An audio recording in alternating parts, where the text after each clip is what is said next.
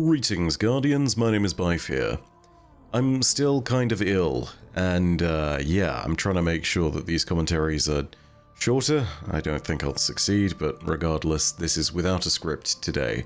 I completed Root of Nightmares on contest. Thank you so much to the team that I was with.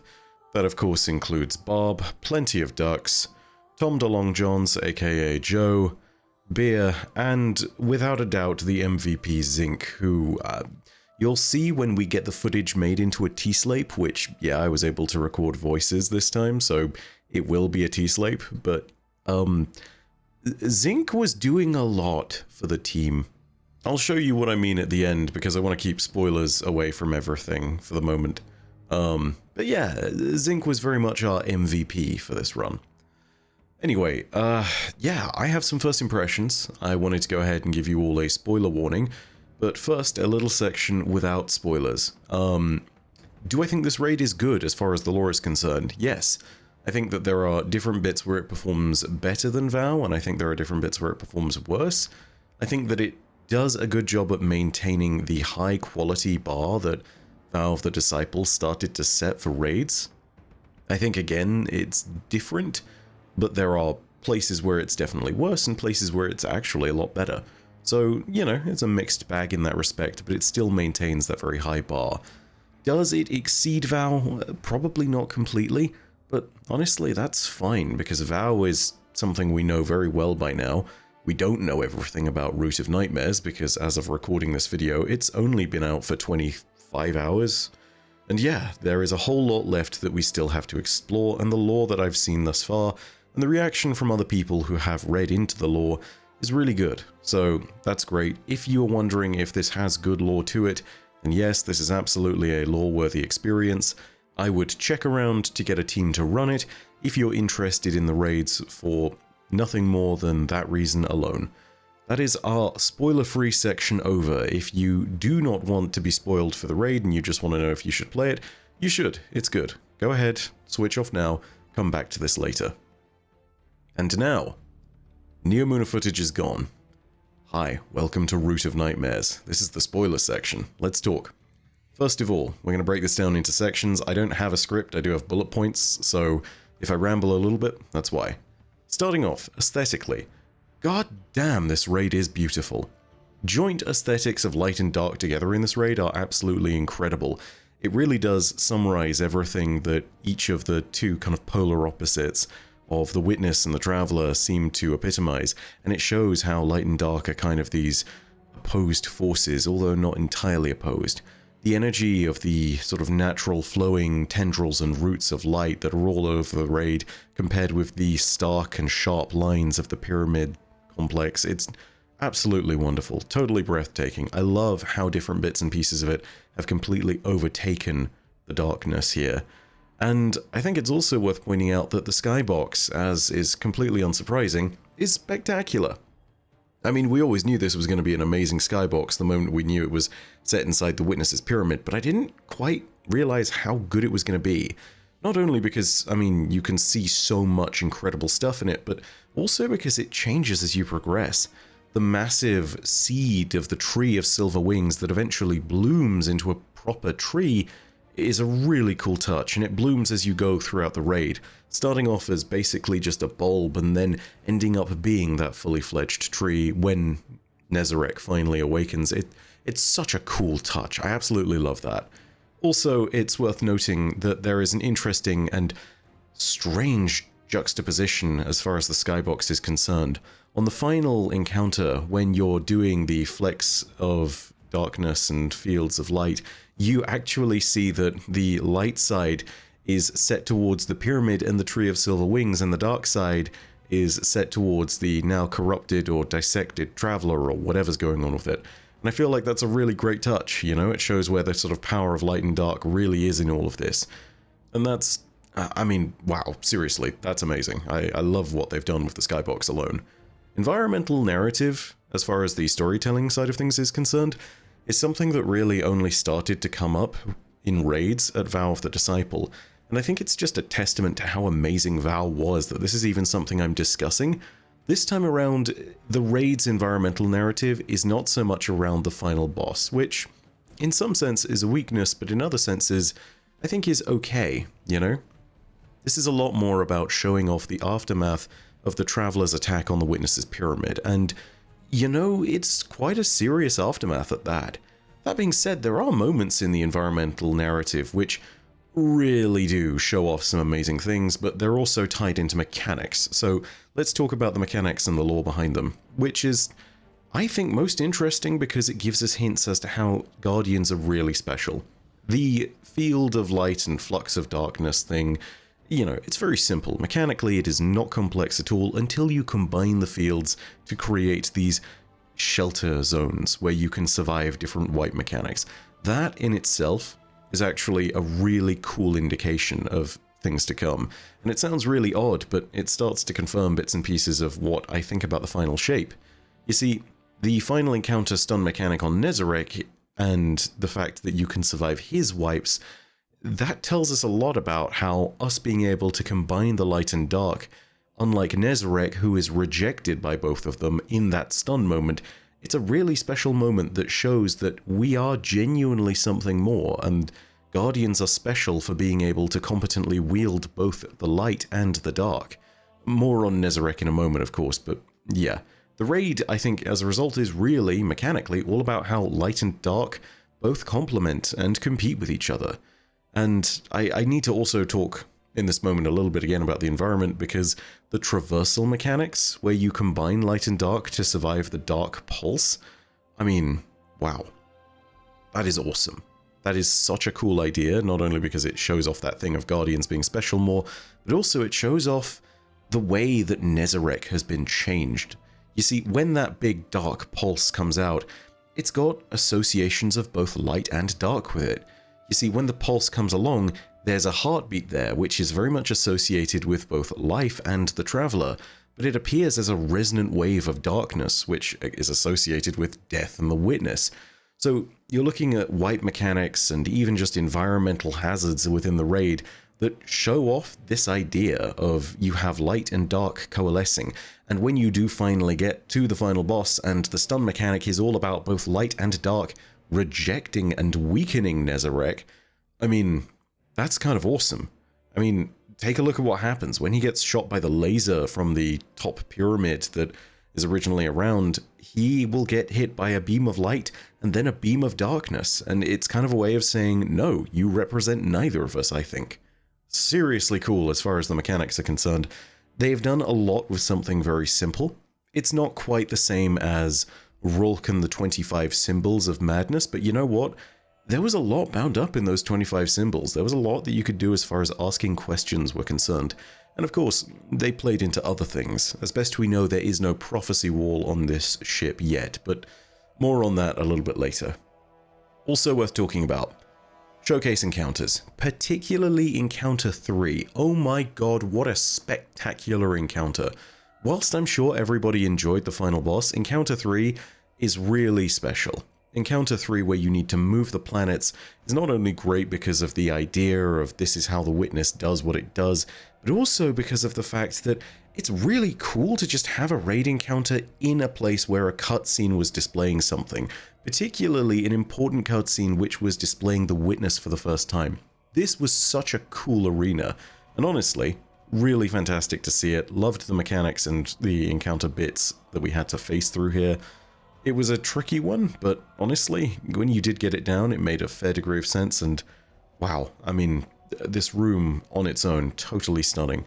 I absolutely adore it. I think it's also well worth noting that in the very top of the skybox, you can actually see Mercury, Titan, and Io up there in the center as those center 3 planets, and that in itself is an awesome indication of where things may come. If we are going to return to any locations in the future for story purposes, I seriously hope this room is close to the top of the list, because oh my goodness, if we don't return here at some point, I am going to be so sad. This room has so many cool story implications, and I mean, it may even help to confirm the whole theory around whether Savathun is telling truths or not within her 2 truths, 2 lies things, because there is one that states that the power to move worlds will soon be in our hands, alongside other things such as the Taken King will return, the Witness, was the one who returned Mars to you, and I am keeping Io, Titan, and Mercury safe. You know, that was our grouping of 4, and there are some pretty clear indications as to what is and isn't correct on that list now. The fact that we're in this room and we seem to be able to interact with these planets, I mean, it gives me a little bit of hope that there is a chance of returning them to our system. It'd be kind of an interesting thing to unsunset some worlds. I don't know if that's going to happen, but we'll see. Now, here's something that we need to talk about, which this raid did incredibly well, and I think that's the pre-raid hints and the teases of the final boss that we would get. Hints to Nezarek's existence were all over this expansion. They were bloody obvious, but you know what? That was a really good thing, because it introduced people to a raid boss before we'd even seen them. And you know what? That's important. You only get one interaction with a raid boss, considering that you probably end up defeating them. And when it truly comes down to it, you need to therefore pack as much into the raid as you can. And if you can't pack that much into the raid, or if you can pack only a certain amount into it reasonably, trying to pack story into the actual narrative prior is a really good way of doing this. And you know what? For us Destiny players who were playing an abundance of Destiny in those opening few weeks, yeah, there's a ton of Nezarek stuff all over the expansion. I mean, the fact that it was a secret that you could translate the unintelligible whispers in the first place was awesome. But then also sitting there and seeing Nezarek's purpose starting to get revealed as time went on, and him even by the end of it starting to really sort of invite us in so that we could take part in all of this. I mean, God, that was an incredible little choice by Bungie, but it made a huge difference. And you know what? It made stakes. Not huge stakes, I grant, but there were actual stakes. The people of Neomuna are being haunted by these nightmares, and Nezarek has them in his grip. And so we need to go there, if nothing else, for them, so that we can free them. That has also changed a bunch of the dialogue back on Neomuna. And you know what? That in itself is pretty cool. It's not Last Wish and Dreaming City Curse levels of cool, but I don't know if anything will ever live up to that. But the fact that we were able to see some stakes and a good reason for us to do the raid based on that alone was good. I don't think these stakes were that compelling, though. I would think that if we want to have really compelling stakes, we need to involve characters in them, people that we actually care about. If you tied this to some kind of sudden overflowing corruption in Osiris because he drank all the Nescafe, man, that would have been an amazing reason to go on this raid. Can you imagine for a second us sitting there and having to help Osiris overcome this? Imagine if the dialogue in the raid was him as well, going back and forth and trying to continuously control all the sudden outbursts of fear. Maybe Nezarek fully takes over Osiris for a second and speaks through him as an avatar of fear. You know, there's some really cool things that could have been done with stakes. It just wasn't really quite so effective with it being the people of Neomuna. Although, I will say that that works for the kind of god that Nezarek is, and it fits, you know? He's not necessarily interested in a single person. I think he's much more interested in the terror of a whole bunch of people, and he makes it very clear that his power would have been enough in previous instances. Either way, this is still really good, and I'm very glad that Bungie actually incorporated the lore of the raid before the raid even began. When people finally got to Nezarek, they really had a better understanding of who he was if they had paid attention, and you know what? That's great. It means that people get this sneak peek at the raid boss and all the lore about them, and they have a better idea of what's going to happen within the raid before they've even stepped foot into it, and for a lore junkie, that's perfect, you know? People who aren't going to involve themselves immediately in the story weren't going to be interested in this in the first place. But this is a huge reward for those people who are interested in the narrative, and that's really well done. Nezarek in the entire raid is just a force. He's a presence constantly, not just because of the fact that you hear him speaking consistently, but also because, well, you hear him before the final encounter a lot, just like Rolk. And that's, again, a really good repeat move by Bungie. Having the boss talk to you is important. Villains communicating with you again establishes who they are as a character, and it's the basis of creating good story, and it means that they have a relationship to you. Nezarek, in this sense, because of all the work that was done before, with the citizens of Neomuna and him communicating through whispers is a whole lot better than Rulk. We had hints at what Rulk was doing, but we didn't really know much about Rulk except for the few tidbits of an ominous force controlling the Scorn in the Throne World. Nezarec is out there in the world of Destiny though. He is very much present if you're looking for him, and it's really not hard to uncover what's going on with him. The crazy thing is that with Nezarec out there in the world, his story becomes kind of expansive, and I do love that. In the moments before you get to the final encounter, Nezarec is constantly talking to you. He relates things about old bits of lore that we've explored over the previous seasons, and the communications were always something that, if my team wasn't going completely ridiculous, we would stop and wait and listen and hear what he was saying. And you know what? That's awesome. I love it, because when a boss gets your entire team to shut up and listen, that means that they're doing something worth stopping and listening for. And yeah, Nezarec absolutely accomplishes this. I think as well, the sinister nature of his communications is only outlined better by the fact that there is a level of familiarity. So if this had just been something without any prelude, I don't think it would have worked as well. So yeah, no, Bungie absolutely played it right with this. Now when you do get to the final encounter and you do finally see Nezarec, things are, interesting. Let's break things down. There's some give and take on this one. I think they have definitely created one of the best opening moments of any raid boss, including Rulk. I absolutely love what they did for this opening. Every line of dialogue they craft for Nezarec is good, but him screaming at you and saying, "Feed me your terror," or whatever the line was, it's great. Honestly, perfect characterization. And you know, I think there is some great stuff going on with Nezarec's characterization prior to all of these moments, but in the moment where you can actually see that character, all of a sudden you start to see everything coalesce. Or rather, you should, and I don't think Nezarec does that completely. You see, I think the comparison always has to be drawn to Rulk, so let's go ahead and talk about Rulk for a second. When you listen to Rulk in the raid of Vow of the Disciple, before you even reach him, you get an idea of his personality. He's almost trying to persuade you to join with him and the Witness. He's trying to give you an idea of what kind of calamity is approaching, and he is trying to convert you. And when he realizes that you're not going to join, he immediately turns on you and calls you worthless, essentially. He will say things like resilient but credulous, and, you know, he makes it very clear that the only thing that awaits you now is to lay down and die. Even down to his moveset, he expresses this contempt, and honestly, this arrogance.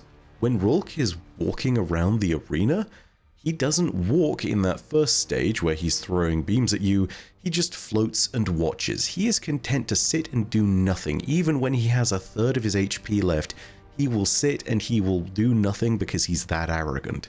When you get actually up to the stage to fight him properly, until you break his 4 weak spots, he doesn't care. He doesn't give a damn. He's walking around slowly, occasionally making an ostentatious charge, and if you get too close, he doesn't even use a weapon. He kicks you. Everything about his animation set, his movement, breathes the kind of character he is. And I don't know if Nezarec does that quite as well.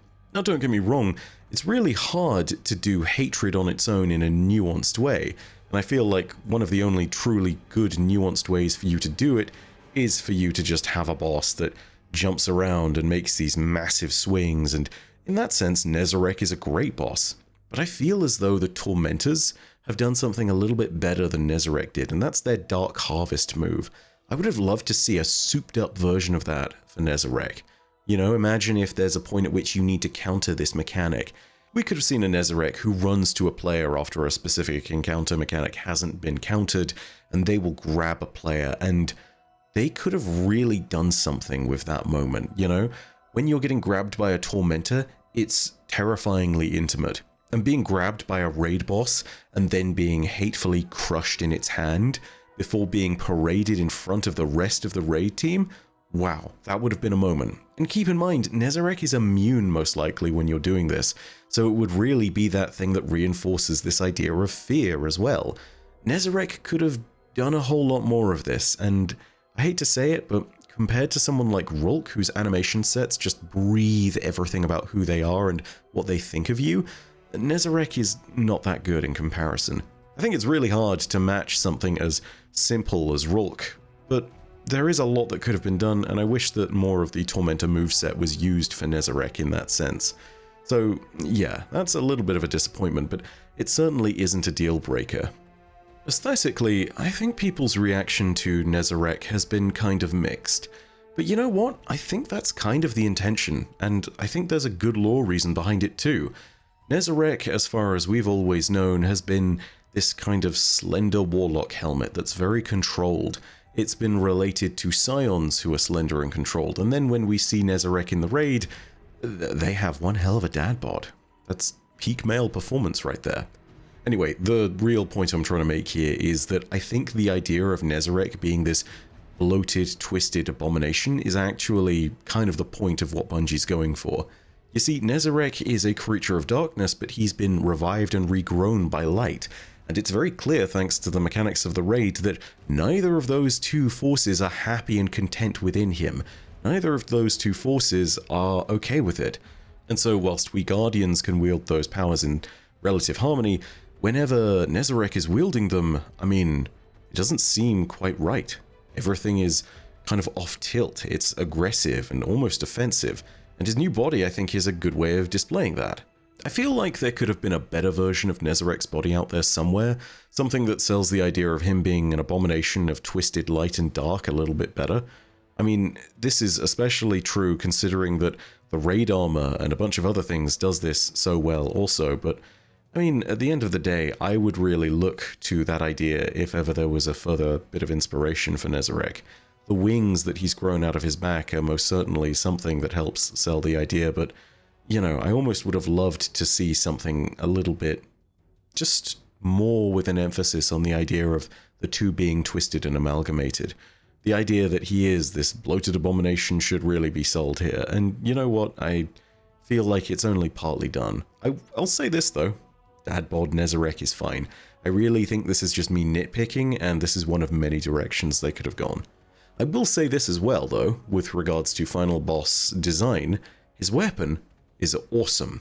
Not only is it a giant scythe to end all scythes, but this is a weapon called Night Terror.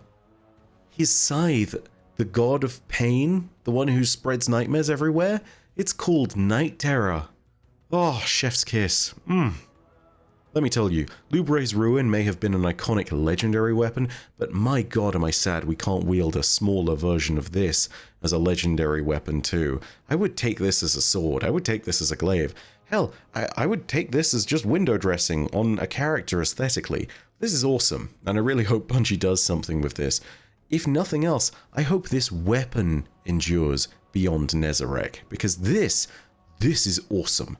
God, what it would be to see a cool cursed weapon like this continuously passed on through Destiny. Anyway, that's a totally separate point. I'm just a big fan of Night Terror. So, we've talked about the boss, we've talked about the raid, we've talked about everything that's going on with it. What about the lore? Because all of that stuff is the story of the raid, and it talks about the lore and story of stuff that's come before, but the lore itself is the true nitty-gritty. And I think I have good news here. There is a lore book. You can find it through secret entries hidden throughout the raid. There are 10 entries, which is as long as the lore book that we had for Rulk. The Shattered Suns lore book was revelatory, and I think that it was important for Rulk to be that because it was very clear that as first disciple of the Witness, they had a big story to tell, and they were really our introduction to the Witness. Nezarec doesn't have that kind of pressure, but there is a lot of pressure to answer their secrets, and to really give us an idea of who Nezarec is. It seems like a lot of the lore here is being told through the eyes of Nezarec's acolytes. And the interesting thing is that this cult that seems to have popped up around Nezarec doesn't seem completely willing. And you know what? I'm really interested to see what's going on with that. There are some members of the cult who absolutely are not okay with the idea of Nezarec being there. They're totally haunted by nightmares. And the acolytes of Nezarec sometimes are actually seemingly okay with chasing more about Nezarec's secrets. This is just, I mean, I need to dig into all of this, but from all the small impressions I've gotten thus far, there's a really good foundation here for the lore. I've only skim-read 2 or 3 pieces, but yeah, I think we're going to be looking at some really fantastic stuff, and we're going to be getting to know Nezarek's acolytes almost as well as him, and I think that it's actually a good way to get to know Nezarek himself, because many old eldritch gods, in this sense, are somewhat unknowable, and are best known through the ravings of mad acolytes. So yeah, I think this is actually a really great way of explaining and expanding his story. And the cool news is, it doesn't stop at the lorebook. The armor of the raid is divided into, of course, 3 different sets, Warlock, Hunter, and Titan, and every single piece has a unique lore entry, just like VOW did. There are 15 lore entries in the armor, 10 entries in the lore books, there's probably entries in the Sparrow and Ghost and Ship, there is probably a lore entry in the exotic weapon of the raid. There is a lot still to dig through here, which means we have plenty of meaty stuff to get into. So that's really good. There is a healthy amount of lore out there on Nezarek already from different bits and pieces and interactions in the game, but there is also a lot that we can get directly from the raid, and you know what? Good. This, I think, is going to be enough to help us really dig into the secrets of Nezarek and to answer those important questions about him and who he is, where he came from, etc. Really looking forward to getting all of that, because this is a character that's been speculated about for a long time, and it will be really awesome to have any answers, regardless of what they are. Also, I think it needs to be said that there's not so much lore this time around compared to VOW at the moment. And the reason I make that distinction is because when it comes to VOW, we actually got a whole post-mission in VOW, and I don't think we'll have that in this particular sense. It's clear that that would make a lot more sense in the Witch Queen narrative context, because we need to keep the Scorn away from the Pyramid. It's a massive darkness asset, and we need to make sure that it's thoroughly controlled. But here's the thing. I think that there is room for this particular part of things to get expanded upon as time goes on. I really do feel as though we're not done with the Witness's Pyramid, especially considering what we find aboard it in that room of planets. And I think as well, I mean, as of the time of publishing this, I don't know when this is going to get published. I imagine within the first 48 hours, if not the first 72. We still have not uncovered a lot about this raid in terms of secrets. There are still so many things to go ahead and do. So yeah, if there are more secrets discovered, like say a prophecy wall, for example, that wouldn't surprise me. I know of at least one darkness statue with a secret chest room that's around it, and I mean, that has implications to discuss all on its own.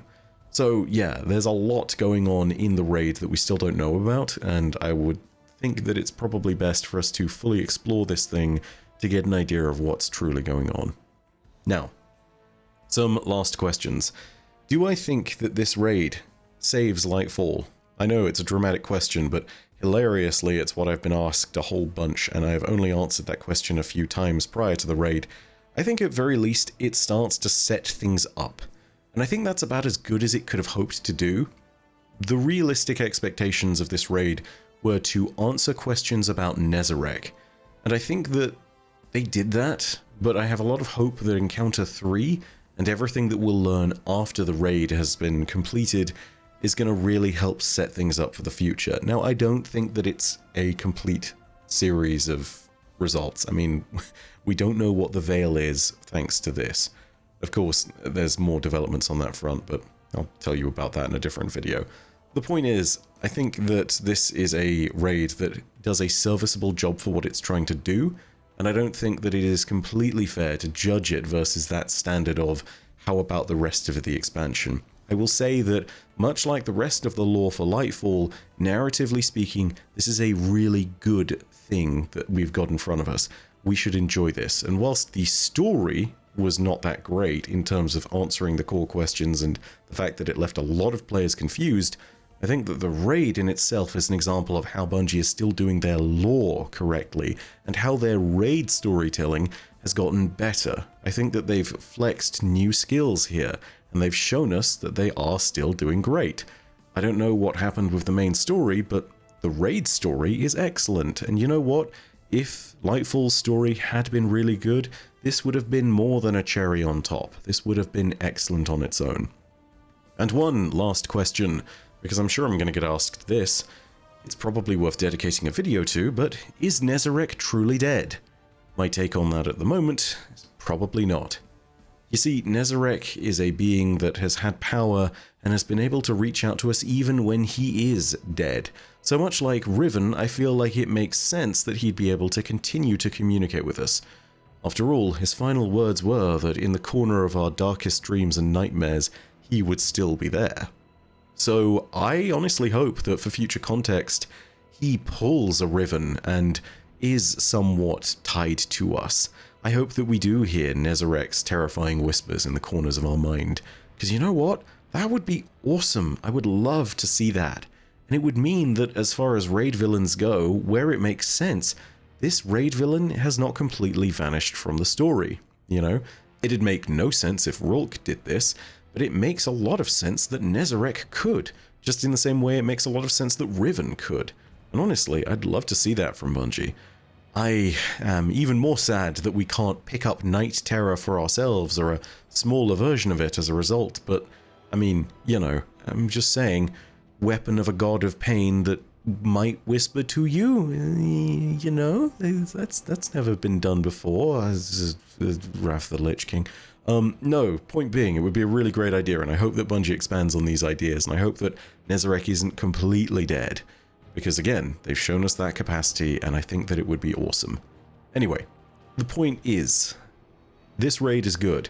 There will be a lot more raid content going on as time goes on. The next week, probably, you're going to get a lot of raid content for me, especially as contest mode winds down, so that Martin and I can get a run-in, so that I can get B-roll footage with him. This is going to be a lot of our discussion over the next few weeks. Give it some time. Much like with Rhulk, there is a lot to unpack here, and with Vow of the Disciple, you guys absolutely ate up that content. I'm planning on making a similar buffet for you, but such things take time. So, give me time to research. It'll be a little bit before I get everything, but when I do, I will start dissecting the story and telling it to you bit by bit. For the moment though, if you're excited and looking forward to that, hit subscribe, hit the bell next to subscribe. Go ahead and leave a like if you enjoyed my thoughts here, and if you have your own thoughts, leave them down below in the comments. But as per usual, know that your viewership, as always, is quite enough for me. And that in the meantime, my name is Bife. Rhodacia ad Astra. I'll see you Starside.